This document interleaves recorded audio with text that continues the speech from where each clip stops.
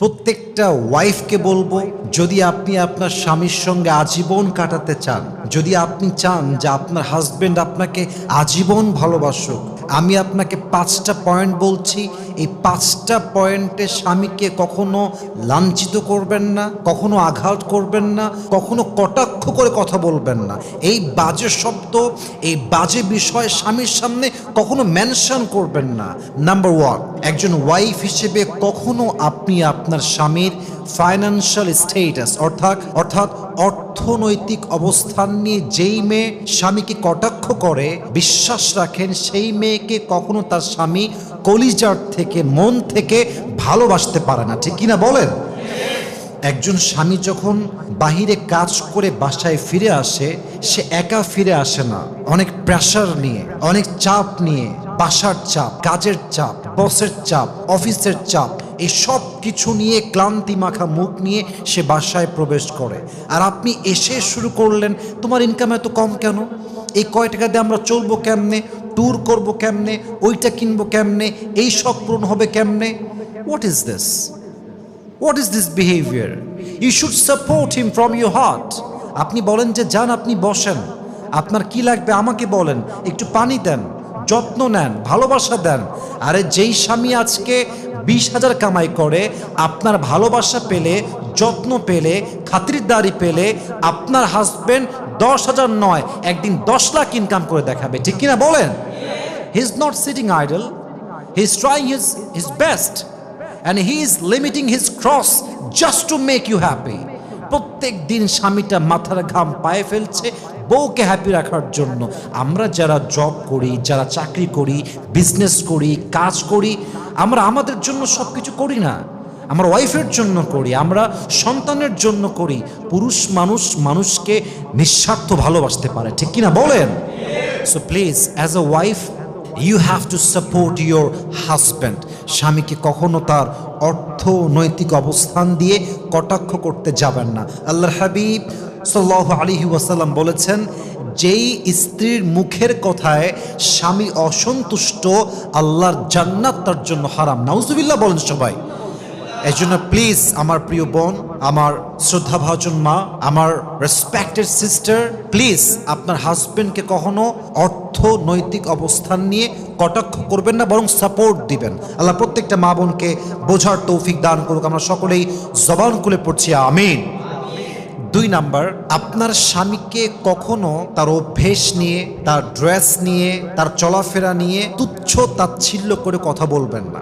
মনে করেন যে আপনার হাজবেন্ড ম্যাক্সিমাম টাইম লুঙ্গি পরে, মনে করেন আপনার হাজবেন্ড সবসময় হাসি খুশি থাকতে পছন্দ করে, মনে করেন আপনার হাজবেন্ড কথা বলতে গিয়ে একটু তোতলায়, কথাটা অতটা ক্রিস্টাল ক্লিয়ার না, একটু অস্পষ্ট, মনে করেন আপনার হাজবেন্ড অন্যদের মতো স্মার্টলি ইংরেজি বলতে পারে না, কিন্তু আপনি যদি আপনার হাজবেন্ডের উইকনেসকে নিয়ে মানুষের সামনে ফান করেন, তাকে ক্রিটিসাইজ করেন, এটা আপনি যতই বলেন যে আমি ফান করেছি, মজা করে বলেছি, বাট এটা হিউমিলিয়েশন হয়ে যায়, এটা অবজ্ঞা হয়ে যায়। এবং আমি একটা কথা বলছি প্রত্যেকটা মেয়েকে, এটা আপনারা কলিজায় লিখে নেবেন, একজন স্বামীকে পুরো পৃথিবীর মানুষ খারাপ বললেও স্বামী ভেঙে পড়ে না, কিন্তু একজন স্বামী ঠিক তখন ভেঙে পড়ে যখন তার বাড়ির বউ তাকে মিথ্যা অবাদ দিয়ে কথা বলে। ঠিক কিনা বলেন? পুরুষ মানুষ কখনো ভাঙে না, সহজে ভাঙে না। পুরুষের মনটা পাথরের মতো শক্ত হৃদয়, কিন্তু পুরুষ যখন দেখে আমার বাড়ির বউটা আমার বিরুদ্ধে চলে গিয়েছে, আমার বাড়ির বউ আমাকে ক্রিটিসাইজ করে কথা বলে, তখন পুরুষ তার সমস্ত শক্তি হারিয়ে ফেলে। ঠিক কিনা বলেন? এই জন্য মেহেরবানি করে don't criticise your husband, love him as like you can love him in this way. আপনার স্বামীকে এমনভাবে ভালোবাসেন যেন সে বলতে বাধ্য হয় যে আমার বউটা আমাকে যেভাবে ভালোবেসেছে আর যেমনি যত্ন করে, পৃথিবীতে এমন কোনো নারী জন্মগ্রহণ করে নাই যেই নারী আমাকে আমার ওয়াইফের চাইতে বেশি যত্ন করতে পারবে। ঠিক কিনা বলেন? আপনার স্বামীকে কোনো অবস্থানে, কোনো বিষয়ে তুচ্ছ তাচ্ছিল্য করে কথা বলবেন না। আল্লাহ প্রত্যেকটা মা বোনকে বোঝার তৌফিক দান করুক। পড়েন সবাই আমিন। 3 number, respect the profession of your husband. অনেক মেয়ে বলে যে তুমি এই চাকরি করো, তুমি এই 2 টাকার ব্যবসা করো, তোমার এই সামান্য চাকরি। এই প্রফেশনকে সম্মান না করার জন্য অনেক পুরুষ ভেঙে যায়।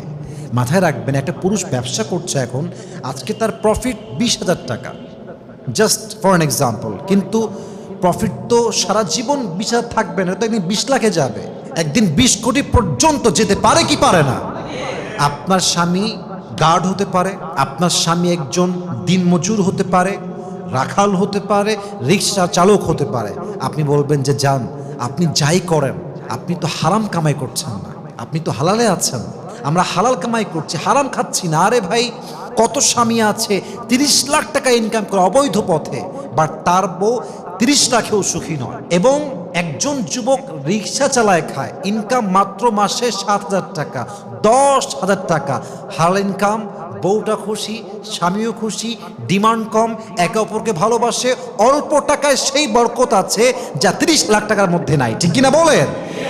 আপনার স্বামীর প্রফেশন নিয়ে কটাক্ষ করবেন না, মাথায় রাখবেন, work doesn't define a man but character does. মানুষের যোগ্যতা, মানুষের কাজ, এটা দিয়ে মানুষকে জাস্টিফাই করা যায় না। মানুষকে ডিফাইন করতে হলে মানুষের চরিত্র দিয়ে তাকে ডিফাইন করতে হবে। ঠিক কিনা বলেন? একজন অনেক বড় ব্যবসায়ী হতে পারে, বাট তার চরিত্র খারাপ, এই মানুষটা কখনো ভালো মানুষ হতে পারে না। এই জন্য প্লিজ আপনার স্বামীর প্রফেশন নিয়ে কটাক্ষ করতে যাবেন না। আল্লাহ প্রত্যেকটা মা বোনকে বোঝার তৌফিক দান করুক, পড়েন সবাই আমিন।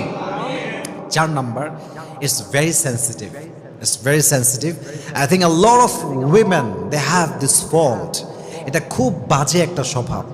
অনেক মেয়ে কথায় কথায় অভিযোগ করে, এইটা নাই, ওইটা নাই, এইটা খারাপ, ওইটা খারাপ, আমার এই বাড়ি পছন্দ না, আমার এই আলমারি পছন্দ না, আমার এই শোকেস পছন্দ না, আমার এই ড্রেসিং টেবিল পছন্দ না, এইটা চেঞ্জ করো, এটা ভাল লাগে নাই, তোমার মায়ের ওই কথা ভাল লাগে নাই, তোমার বোনকে ভাল লাগে না, তোমার এই কথা পছন্দ না। সারাটা দিন, all the day long she complains a lot. সারাদিন অভিযোগ, এইটা হবে না, এইটা চাই না, ওইটা ভাল লাগে না। এই অভিযোগের জন্য স্বামী একটা পর্যায়ে গিয়ে একদম বিরক্ত বোধ হয়ে যায়, একদম বিরক্ত হয়ে যায়, এবং এই সম্পর্ক একদিন তালাক পর্যন্ত গড়ে যায়। ঠিক কিনা বলেন? ইভেন আপনারা আমার কথায় মাইন্ড করবেন না, অনেক মেয়ে তো স্বামীর মুখের উপর বলেই ফেলে যে তোমাকে বিয়ে করা আমার জীবনের সবচেয়ে বড় দুর্ভাগ্যের বিষয় ছিল। কেন দুর্ভাগ্যের বিষয়? খাওয়ার ঠিক নাই, আমার নতুন জামা নাই, আমার এই নাই, সেই নাই, এই জন্য দুর্ভাগ্যের বিষয়। তো লাইফ পার্টনার মানে কি হইল? লাইফ পার্টনার মানে হচ্ছে আমার কম হোক বেশি হোক আমি তোমার সাথেই আছি, আমার কম হলেও চলবে, বেশি হলেও চলবে, বাট তুমি না থাকলে আমার চলবে না। ঠিক কিনা বলেন?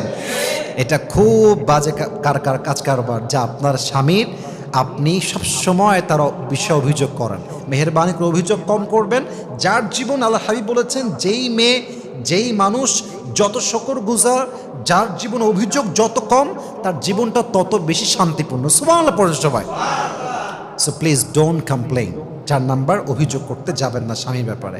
5 নাম্বার কথা বলে শেষ করতে চাই, অবশ্যই খেয়াল রাখবেন, যে কোনো মিস্টেক আপনার স্বামীর হতে পারে, আপনার হতে পারে, কিন্তু চাপায় দিবেন না, দোষ চাপায় দেয়, বলে যে এই সব কিছুর পেছনে একমাত্র তুমি দায়ী। আজকে আমাদের একটা কার নাই, তুমি দায়ী। আজকে একটা শহরের জমি নাই, একমাত্র তুমি দায়ী। আজকে আমার ছেলে খারাপ হয়ে গিয়েছে, তুমি দায়ী। What is this? স্বামীকে আপনি দোষারোপ করে কী লাভ পাবেন? ভাগাভাগি করে নেন, যে সমস্যা তোমারও আছে, আমারও আছে, আমাদের সলভ করা উচিত। মাথায় রাখবেন যে ভালোবাসার ভিতরে সব কিছু 2 জন মিলে সলভ করতে হয়, একতরফা দিয়ে সব কিছু হয় না, একতরফা দিয়ে সব কিছু সমাধান আসে না। উভয় পক্ষকে সেম লেভেলে এফোর্ট দিতে হবে, সমাধানে আসতে হবে। যদি এফোর্ট 2 জন মিলে দেয়, বিশ্বাস রাখেন মৃত্যু পর্যন্ত এই সম্পর্ক ভাঙতেই পারে না। ঠিক কিনা বলে? এজন্য একতরফা কখনো স্বামীকে দোষ চাপাই দিবেন না, ভাগাভাগি করে নেন। দোষ যত চাওয়াবেন স্বামী ভালোবাসা তত কমতে থাকবে। আল্লাহ আমাদের প্রত্যেকটা মা বোনকে এই 5টা বাজে গুণ থেকে, 5টা বাজে বিষয় থেকে হেফাজত করুক। আমরা সকলেই মন খুলে পড়ছি আমিন।